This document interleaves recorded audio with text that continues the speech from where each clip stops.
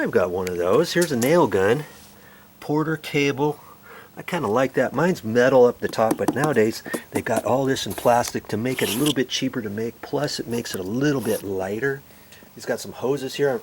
You know, he's got that because they're going to install the new trim on the outside and the interior trim. They're going to use the nail gun. I'm not seeing the nail gun, but here's the hoses for it. Okay, he's probably got them in his truck. Here's the new door system right here.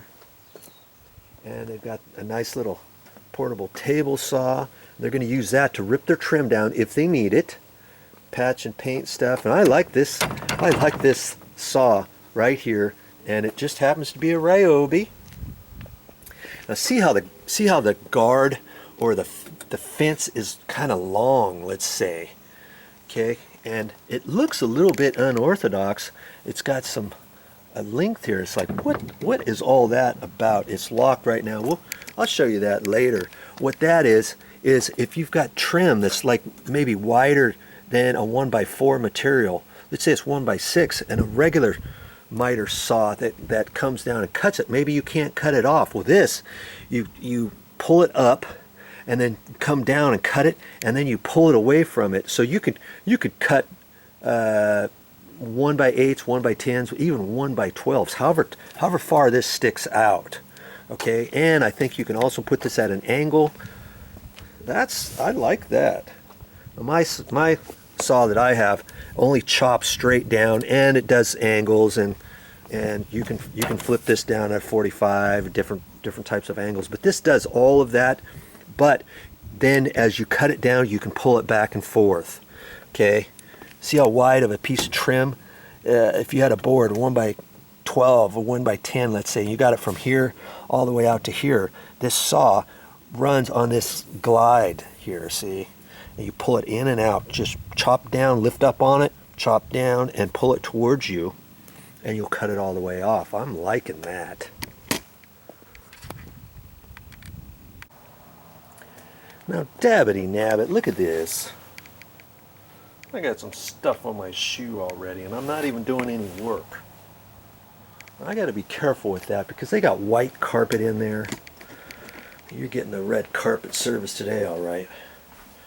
Got white carpet in there, so I got to make sure I'm careful coming up and down this carpet and stuff. Okay, and if you step in something like that, just make sure before you start walking out on carpet that you don't traipse stuff around all over the place. You may have to wrap some plastic around your shoes or something, or those little booties.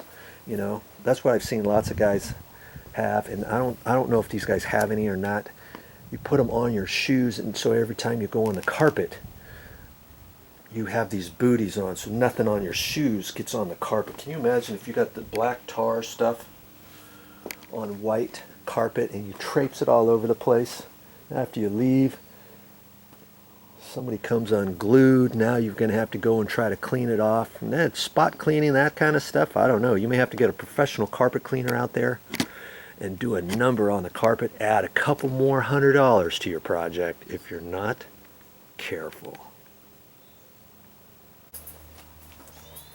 Now see, here's some trim from Anderson. See how it's wood on this side, and they overlaid it with some harder material, some pre-finished material. They could have done the same thing with that top trim piece. Just like this, pre-drilled it, just like the piece of pine that now somebody has to paint. Anderson, you missed the mark that time.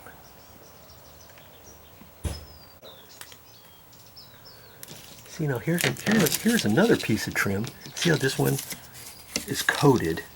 Look at this one here. It's not coated, it's all the way around. We could have done the same thing with that other piece of trim, couldn't we? Yes, indeed. Hey, so when you set a gun, what's your pressure? What do you usually keep it at? About 100? Yeah, about 100 pounds? Mm-hmm. For like a standard nailer? Now that's kind of like a brad nailer, huh? Almost. Because I've seen other nailers a little bit bigger than that. Yeah, that one's kind of small. Ones. This one's a small one. Yeah, that's nice. Yeah, this okay, one's handy. So, but any bigger nailers, would take 100 pounds pressure, or would you raise up the pressure a little bit? Probably raise it up a little bit more. See, here's the gauge. We're looking at it upside down, but it's almost at 100. It's got a slight little leak here, and it was leaking right here too. But, you know, if you get one of these, they work really good for your nailers.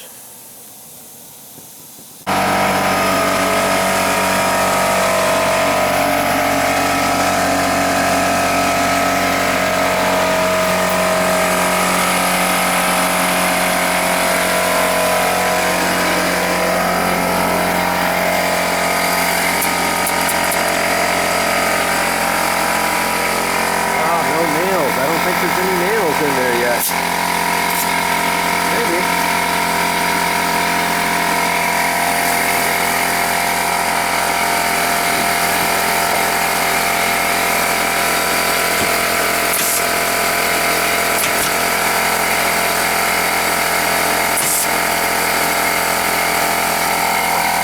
Well, see, they're just using those as fillers, and then they'll put the trim over that.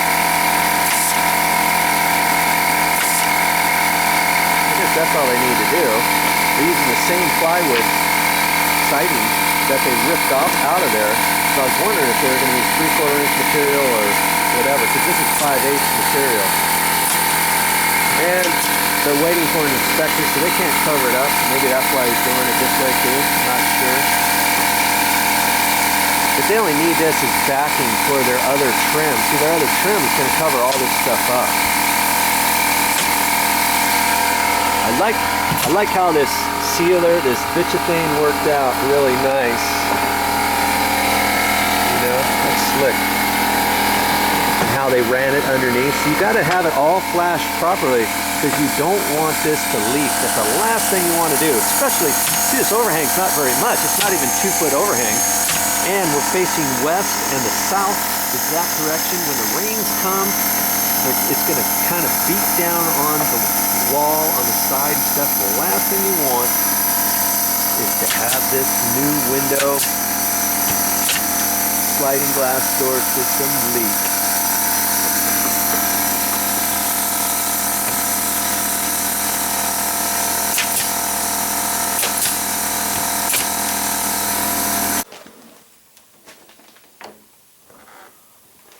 It's that trim piece he's going to nail up there now. Turn it off.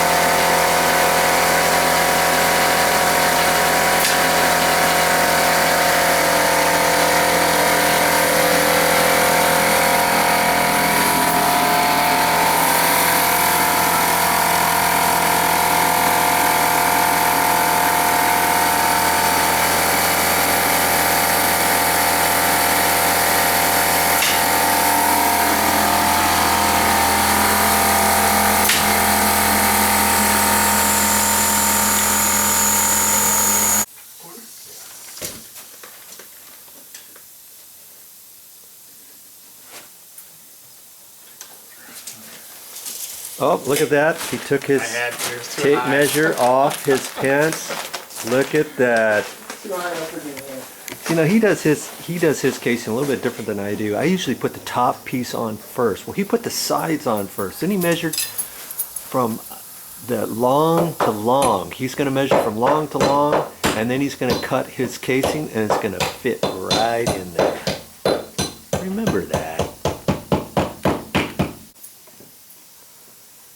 I see more times than not, the joint's going to be cut just right. But usually, sometimes if you don't install it just perfect, those corners might not fit exactly at a 45-degree angle. That's why when I pre-hang doors, I'll do the top first, and then I do one side at a time. That way I can fit it, and if it's off slightly, I can trim it. If I have to, I can put some glue up in there, do one at a time, and then do the right-hand side, then do the left-hand side. But, you know, try it either way. Whatever works, do it.